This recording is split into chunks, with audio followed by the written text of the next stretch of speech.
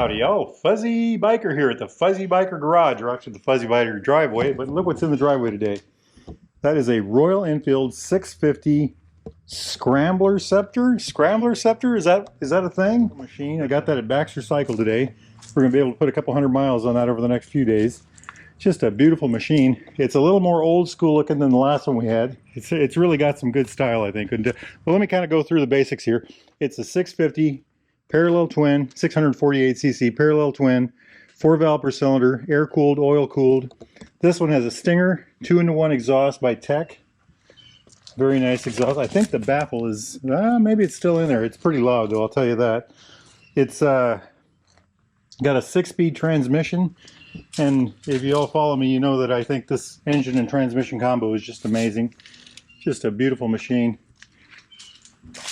The bike has a 55.1 inch wheelbase. That's about 1400 millimeters. 6.7 inches of ground clearance, 170 millimeters. Weighs about 478 pounds in stock form. It's about 213 kilograms. Now this is not stock. This is a much lighter exhaust system. It has a different seat on it. I don't know how this is going to rate as far as weight goes. I would think it's a little lighter, maybe, through that too. Oh, seat height in stock form also is 31.7 inches. That's 805 millimeters. Now, I think this seat looks a little thinner. It's an MK design seat. It's kind of an interesting seat. I rode this bike about 40 miles already today. I've got a 150 mile day planned for tomorrow. So we'll go from there. Let's kind of start at the front. It's got these Dunlop K180s, front and back. Pretty darn good. It's got these aluminum fenders from Hitchcock, both front and rear. They've also raised this one up a little bit, a little raised kit there. This is a light grill off of a vintage bike of some sort. It was up in the spare parts room. They found that and put that on there. It also has got the yellow lens behind it. Has these MK design micro turners, turn signals, front and rear right there. Diablo taillight. Right, let's stay in the front. By the way, there's 4.3 inches of travel on the front. That's about 120 millimeters. The rear has about 3.5 inches, about 89 millimeters. Other things that have happened to the front, we've got these Motone holders for the headlight. I think these are also Motone holders for the blinkers. And then they put these grips on here, and I can't remember the brand of these. O-U-R-Y. Ori? I think that's a name from years gone by. Also has this really neat Scrambler mirror on the bottom here. Isn't that neat? That took some getting used to, let me tell you. Anyway, moving on backwards, Moto knee pads. They put this badging on the side here. Got this yellow number plate over here. Jumping back here, we already talked about the tire. MK design seat. This beautiful Diablo taillight. By the way, all of these things should be available at Baxter Cycle, baxtercycle.com. I love the blue, the blue of the tank, the blue of the grips, the black of the seat, the little bit of yellow here and there, the headlight. They've just done a really good job. I like it.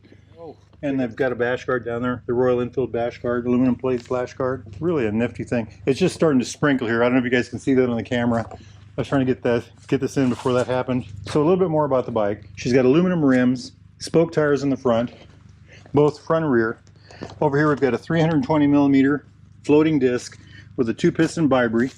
On the rear, I think it's a 240 millimeter disc, fixed disc with a single pot Vibri. The engine puts out about 47 horsepower. 39 foot-pounds of torque. That's 53 newton meters, I believe. And the neat trick that has is that about 90% of its torque comes in at about 2200 RPM. And the torque the transmission and the engine always seem to be in sync. Very easy to keep this thing in the power band. Isn't that just a gorgeous bike? I love it. I love this fender on the back. Look how long it goes down here. It's not way long, but it's not short either. And that's aluminum, by the way. Just a really, really well done thing, isn't it? We're gonna have some fun on this one. It looks so old school to me, with the aluminum fenders, the flat seat, the knee pads, the number 10 flat track bars, the grips, the hard grips, the low mirror down here, the Scrambler-esque mirror, the old badging on the tank there, both there and over here. Very well done. Jumping up here to the gauge package. We've got the speedometer on the left, tachometer on the right. There's lights on the bottom, including an oil light. Battery light. Those are 2 lights that I think every bike should really have. Over here we've got a digital fuel gauge. We've got a odometer in the bottom. Now right now it's on trip B. Use this button in the center to change it. There's the odometer, 93.8 miles. Trip A, and then trip B right there.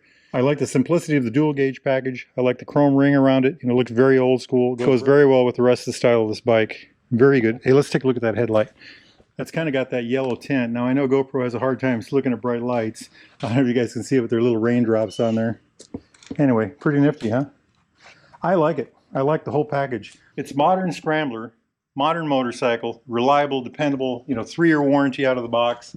But yet, it's got classic style, and they've done that with the fenders, the tank, what they've done to the tank, the flat seat, just the whole thing, the spoked wheels. It really looks the part. Just a very good looking motorcycle. And we are going to put some miles on that thing over the weekend, and we'll get some good information about how this bike works in the real world. Now, if you got a nice bike and better weather than I've got, get yourselves out there and ride, my friends. Life is good. Wahoo!